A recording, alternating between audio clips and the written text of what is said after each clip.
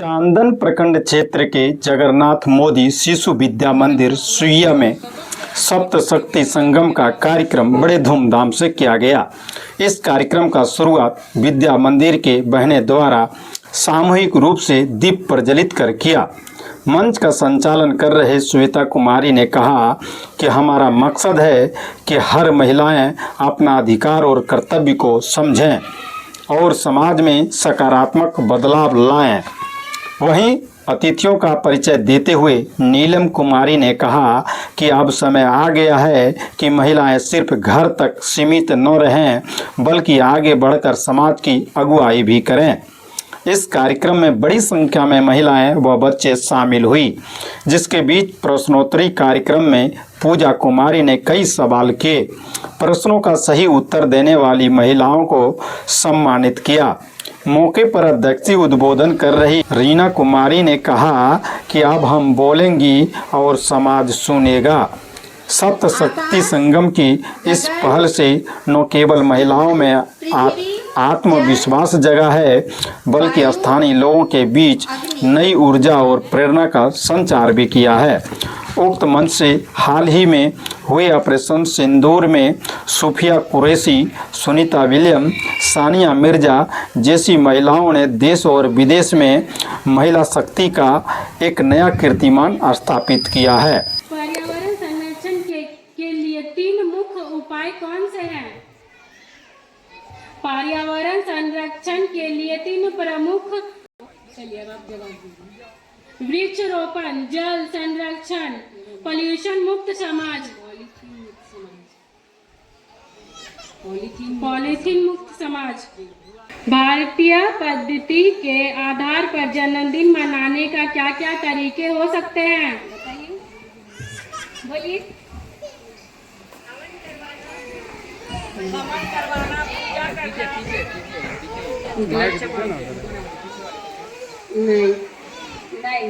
दीप जलाना, वृक्ष रोपण, देव दर्शन, बड़ों को प्रणाम करना, मिठाई बांटना, सेवा कार्य करना।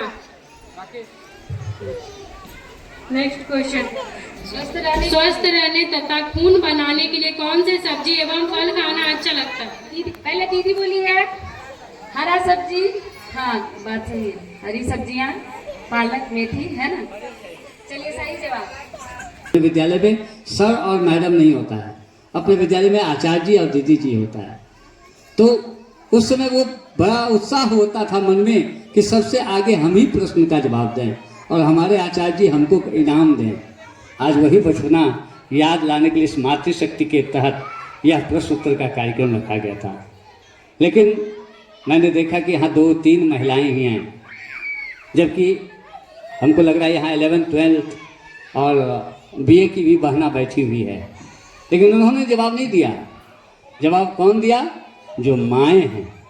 असल सच्चाई इसी बात को बताने के लिए ये सप्त शक्ति कार्यक्रम का रखा गया था कि हम माताएं सिर्फ नामांकन कराने से अपने दायित्व मुक्त नहीं होते हैं। हम माताएं सिर्फ विद्यालय भेज दिए और विद्यालय से ले आए, मेरा दायित्व खत्म हो गया, ऐसी कोई बात नहीं है। अगर सच पूछिए तो माँ ही सब कुछ होती है, क्योंकि माँ ही पहली बार उंगली पकड़कर चलना सिखाती है, और जब माँ पहली उंगली पकड़कर चलना सिखाती है तभी वह जोर से सबको सुना देती है, आज मेरा बच्चा चलना सीख रहा है, और तभी सब उसे चलाना भी शुरू कर देता है। वरना जब तक माँ का आदेश नहीं होता है कोई चलाता नहीं है। अगर बच्चे पढ़ना सीखते हैं वो भी माँ का ही देन होता है। कहा गया है कि अगर घर का संस्कार सही हो तो बच्चों का संस्कार स्वयं संस्कारित हो जाता है, वहाँ किसी से पूछने की जरूरत नहीं होती है। इसलिए हम सब इस मातृशक्ति के तहत यह बात आप तक संदेश पहुंचाना चाह रहे हैं कि अब ये मातृशक्ति कार्यक्रम आप माताओं को जागृत करने का कार्यक्रम है।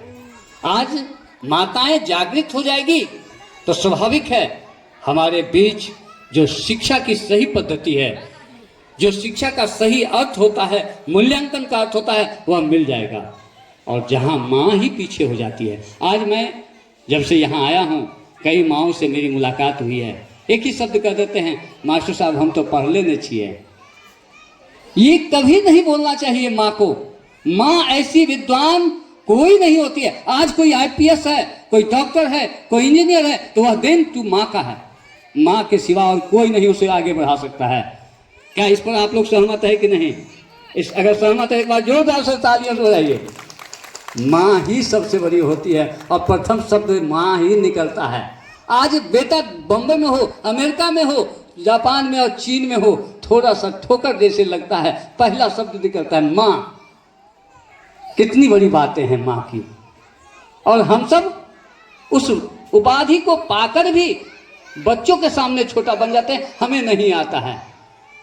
ये बड़ी भूल है। मैं मंच पर से यह जरूर कहूँगा कि माँ आप हैं तो माँ का फर्ज निभाइए। अपने घर से संस्कार दीजिए अपने बच्चों का। कहा गया है 4 चीज करने से बिना धन खर्च किए वृद्धि हो जाता है। 4 चीज, यश, आयु, विद्या, बल, सिर्फ 4 चीज बिना पैसा खर्च किए, 1 रुपया नहीं खर्च करना है और वह बढ़ जाता है सिर्फ प्रणाम करने से। आप याद करिए, यहाँ बहुत सारी ऐसी माएँ हैं जो सामूहिक परिवार हुआ करता था एक समय में। बच्चे स्कूल से आते थे, दादाजी गेट पर खड़े रहते थे, क्या क्या पढ़ के आए पहले दिखाओ हमको। दादी बैठी हुई है, दिखाओ क्या पढ़े हो। दादी पढ़ी नहीं है, दिखाओ। बच्चा सब किताब खोल खोल के दिखा रहा है। दादी आज हमको देखो ये मिला है, आज आचार्य जी गुड दिए हैं। दादी उसको शाबाशी देती थी। उससे आगे बढ़े बड़ी माँ मिल गई। अब बड़ी माँ उसकी क्लास ले रही है, बताओ आज तुम क्या क्या पढ़े हो। उसे बताती थी, वह बच्चा तोतलाता हुआ जाता था, माँ हमको ये नहीं आता है, तुम बता दो ना। बड़ी माँ पूछती थी, क्या सर ने नहीं बताया? बताए ना, हम भूल गए माँ, क्या करें, तुम बता दो ना। बड़ा दुलार से, प्यार से, ललक से माँ उसे अपनी गोद में बैठाकर बड़ी माँ और उसे पढ़ाती थी। वहाँ से बेचारा छूटा, अब अपनी माँ से पकड़ा गया। आज क्या पढ़ के आए हो बताओ। और माँ उसे बताती थी। शाम में संध्या के समय सभी लोग एक साथ वंदन करते थे, संध्या वंदन। आरती होती थी तो 2-4 घर पता चल जाता था कि उसके घर में पूजा है। और अब तो अपनी जब कभी सत्यनारायण भगवान की पूजा होती है तो 5 जन जुड़ते हैं, हम और हमारा पड़ोसी। वो भी पड़ोसी कर देता, बस खाली एगो फोन कर दीजिएगा, पूजा खत्म हो गया, प्रसाद खाने आ जाएंगे। स्वयं के लिए ना करके दूसरे जीवों के उत्थान के लिए करना ही भारतीय दृष्टि होता है। अर्थात धन को धर्म पूर्वक कमाना एवं धर्म से व्यय करना। आज महिलाएं पैसा, पद और प्रतिष्ठा के साथ जीवन जी रही है, किंतु अपने गांव, मोहल्ला, बस्ती या समाज की नज़र में वंचित महिलाओं को शिक्षा, कौशल हेतु सहयोग करने, विधवा या परित्यक्तता आश्रम में रहने वाली महिलाओं की कठिनाइयों को समझने, रोगियों की व्यवस्था करने आदि अनेक कार्य धन दान देकर महिलाएं कर सकती है। मैं सृजन करता हूँ। मैं अपने प्रति एवं भारतीय संस्कृति के प्रति गौरव का भाव रखूंगी। मैं कुल परंपरा सिखाऊंगी।